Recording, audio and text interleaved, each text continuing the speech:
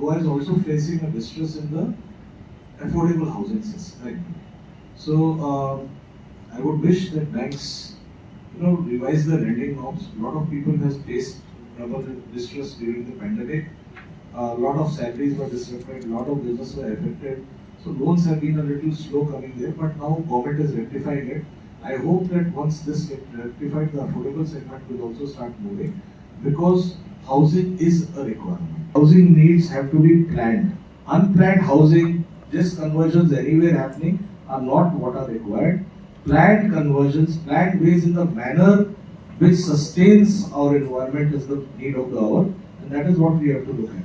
So percentages in that have to be determined by studies. You can't expect us brokers to do that for you. Although we have knowledge about it, but would like to share it offline with you guys rather than in a press conference. Unwanted flooding is going on? Right now 6% is developed already. You know what 1.1% of that means? 37 square kilometers.